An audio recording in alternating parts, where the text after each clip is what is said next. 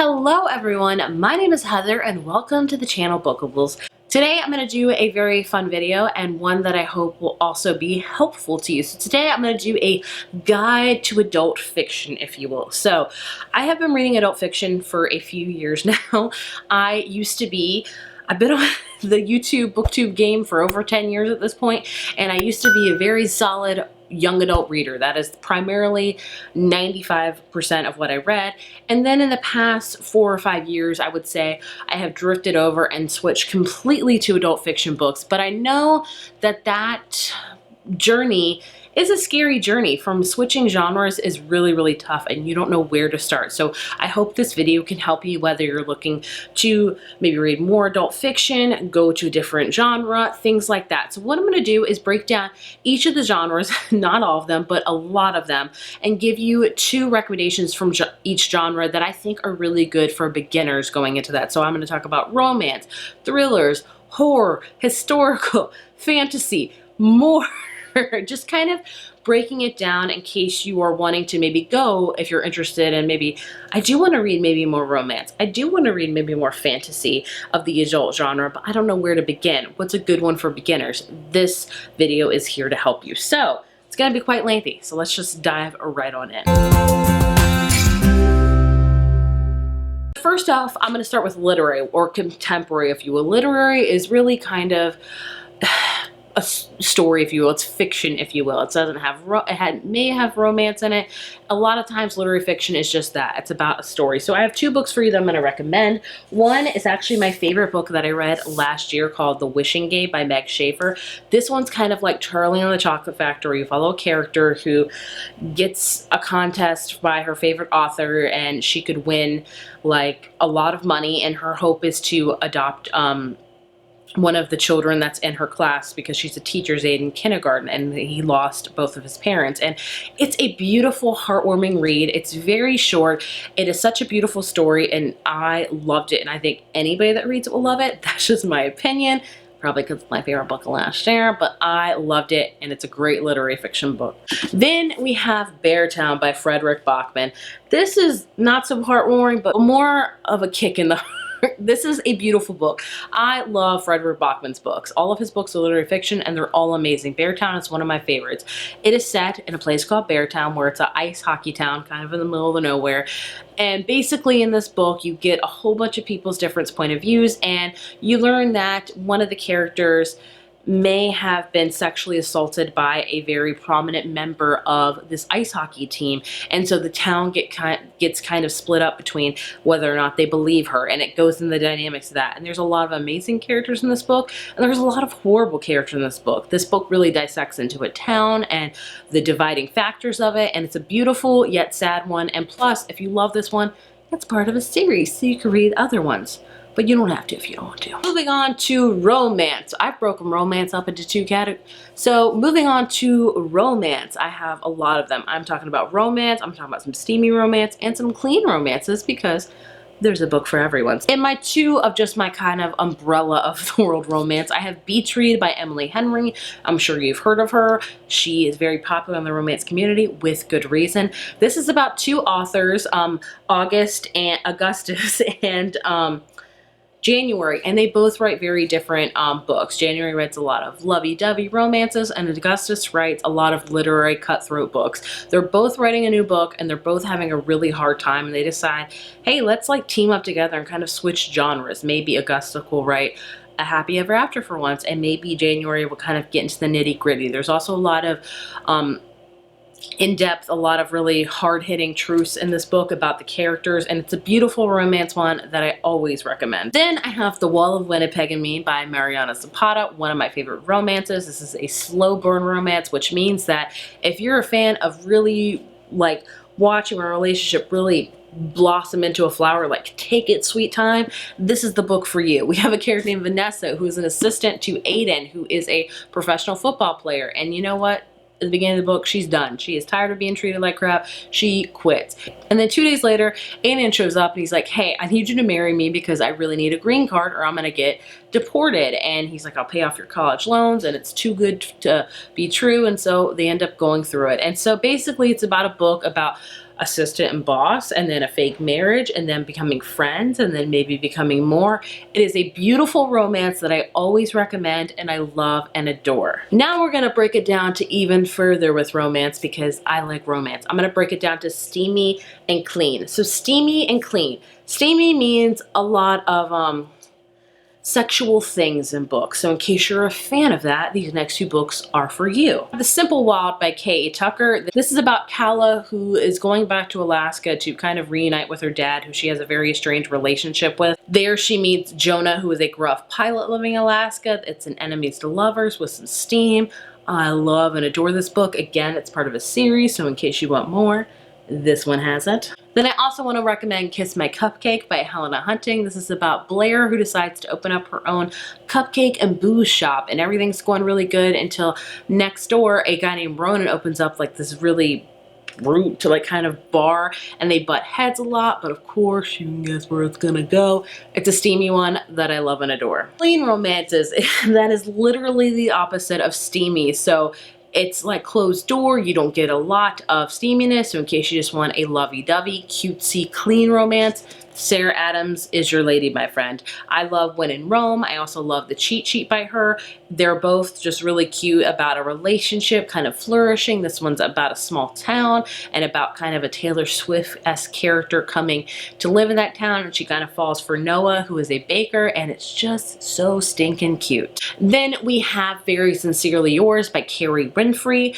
This is a super cute one again as well. It is about Eddie, this is about a character who at the beginning of the book she gets broken up with, and she has put her whole identity in this relationship and she doesn't know how to start over. And so she decides to kind of write to this guy named Everett, who's kind of a Fred Rogers, Jim Henson, like he's got a children's puppet show, and she's like, I'm just gonna ask him for advice. And so they start kind of conversing back and forth, and it's very much You've Got Mail-esque too, which I love and adore. So I really love them both. If you want clean, if you want steamy, whatever, there's some amazing romances for you. Moving on to thriller. I love thrillers. One of my favorites is My Lovely Wife by Samantha Downing.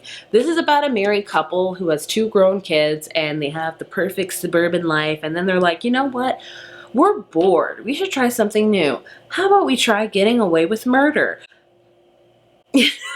It's crazy. It's bizarre. It is a fun time. It's a book that's going to have you hooked from page 1, and I guarantee you'll probably love it. It is a great one. One of my favorite thrillers of all time.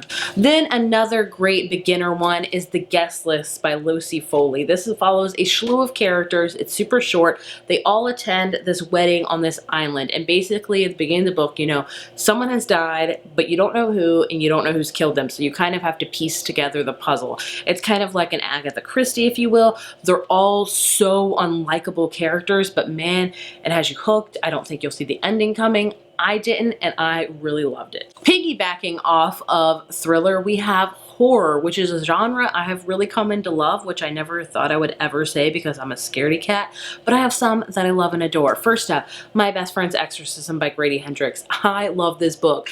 This is set in the 80s, and it's literally the title. It's basically about 2 young girls that one of them gets possessed by a demon, and it's all about the power of friendship. Grady Hendrix writes a lot of satirical horror, so it doesn't really scare you as much, at least it doesn't to me, but I had such an amazing time with this one. If you want an 80s throwback, if you want a book of exorcism, check this one out. I don't think you'll be disappointed. Then we have Black Sheep by Rachel Harrison. She writes horror books, but again, they're not super scary, which is why I'm recommending it, because I think they're both kind of good beginning horror books, if you will. In this book, we have a character named Vesper who is now, she's 20 something now, and she's escaped kind of her family cult, and then she gets an invitation back to go to her cousin's wedding. And so she's like, what the heck? Like, nobody ever gets invited back. And so she goes back, and you know, they're, you know, had the rehearsal dinner and things like that. You think it's just a religious cult, and then they're like, all hail Satan. It's a satanic cult. It gets freaking bonkers.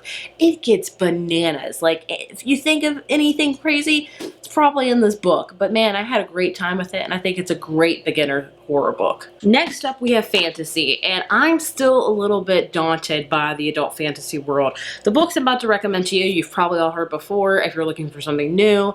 I'm probably not the one to go to, so I apologize for that. There's a lot of really amazing in-depth fantasy books, but this to me, this whole video is for beginners, and I'm still kind of classifying myself as a beginner, so there you have it. The two I'm going to recommend, like I said, you've heard before, and I'm not going to go into detail. Fourth Wing by Rebecca Yarros. This is a great beginner fantasy book. It's almost kind of on the cusp of YA, but it's adult as well. If you don't know about this book, it's basically about dragon riders, and that's all you need to know. It has some steamy times in it.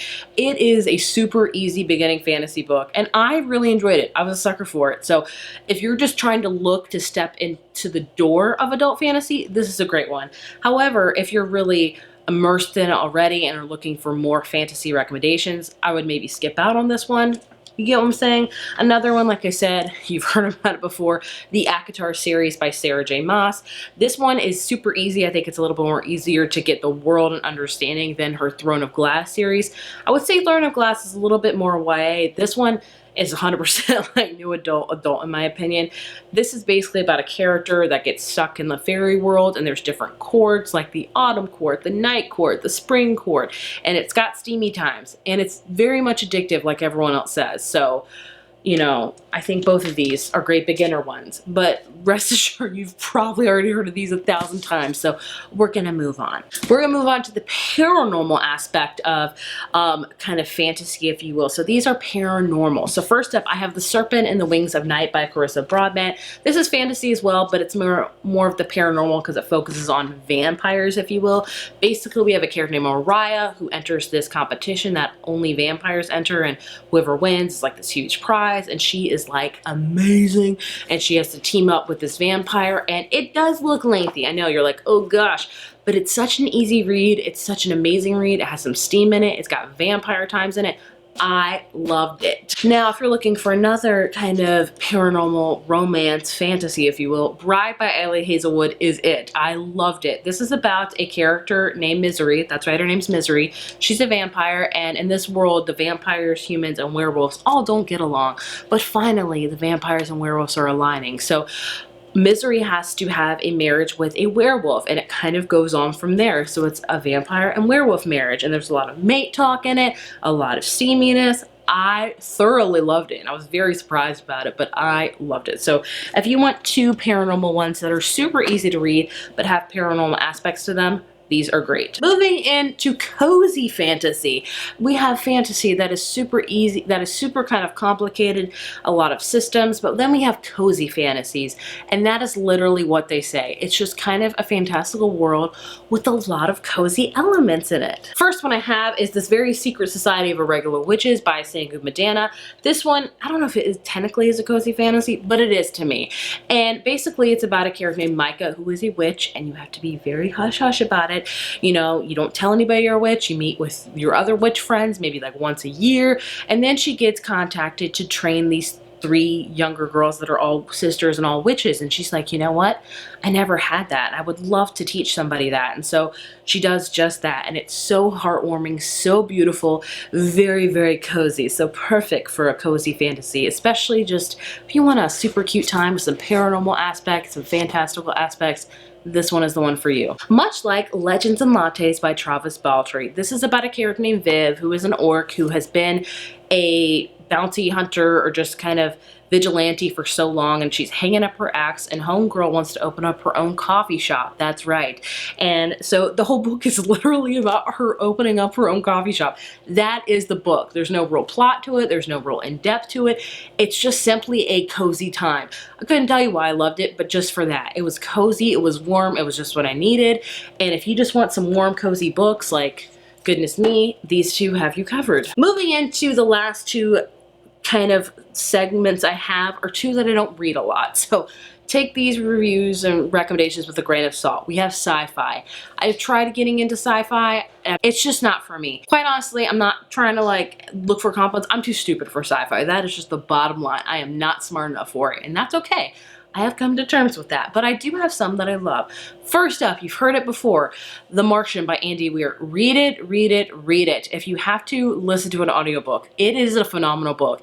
It is, you know, if you've seen the movie, it is a very good adaptation. I don't say that, and I don't say that about a lot of adaptations, so You know, it's basically about a character named Mark Watney who is he's on, you know, a spaceship, and he's going to Mars with all of his astronaut crew, and he gets abandoned in Mars, and he has to survive on Mars for a long time till he can get picked up again. And so it's about his survival, and he makes the book. He is very sarcastic, very witty. It is a fun book that you will love. There is a lot of sci-fi jargon that will go right over your head, but man, you're gonna fall in love with Mark Watney. The Drowning Deep by Mara Grant. This one is so kind of sci-fi, but also kind of paranormal, if you will. It's basically about this woman that gets a chance to go on this like expedition, because a long time ago, a lot of people found out about sirens, and this crew went out, a film crew, biology crew, all that kind of stuff went out to go find if they're real. And guess what? They never came back, and no one's ever heard of them since. And so now a crew is now going back, and one of the characters is one of her sisters went missing. So she's like, I want to find out what's happened. I also want to find out if sirens are real. Spoiler warning, they are in this book, and they are freaking deadly and terrifying and scary. Again, a lot of sci-fi jargon with ocean, sonar, and all that stuff, and it goes right over my head, but man, I loved it. Highly recommend both of those if you were interested in beginning into your sci-fi journey. But then again, don't listen to me because I don't read a lot of them. And my last one is Storical. I don't read a ton of them, but the two I'm going to recommend to you, I love and adore. My favorite book of all time is a historical book, The Nightingale by Kristen Hanna. If you haven't read it, read it. Have a freaking box of Kleenex next to you because you're gonna need it, my friend. This book is set in World War II in Europe, and it's about two sisters that have different journeys with it. One is a mom, and her husband has to go off to war, so she has to figure out what to do to feed her family, to keep her kids alive and herself alive. And the other sister is kind of wanting to do more in the war, trying to help out the soldiers and things like that. And it's a beautiful, sad, and poignant book that has all the praise with good reason. Like, I'm not kidding. There are probably pages on this where you can see my dried tear stains, and I don't cry a lot with books. This book messed me up. I will never read it again, but I loved it. Have Daisy Jones and the Six by Taylor Jenkins Reid. No, you are not escaping this video without a Taylor Jenkins Reid, my friend.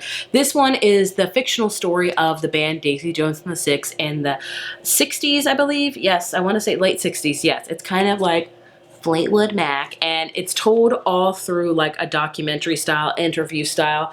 It's great. The audiobook is amazing, and it's all about the rise and fall of this band. They were really big, and then they fell apart, and nobody quite knows why. And it's a fun, very immersive book that I loved and adore.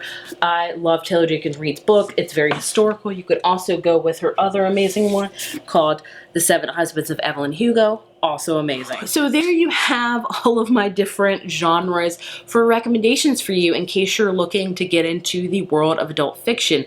It is not, I understand that you think it's daunting, but it's not. Just take a little step into the water. It will be fine. You'll find genres that you love. You'll find some genres that you don't love, and it's okay. It's going to take you time to find your footing. I'm still trying to find mine. I hope this video has helped to give you some recommendations on what to read or what maybe not to read. I would love to know. As always, thank you so much for watching this video, and I will see you in my next one.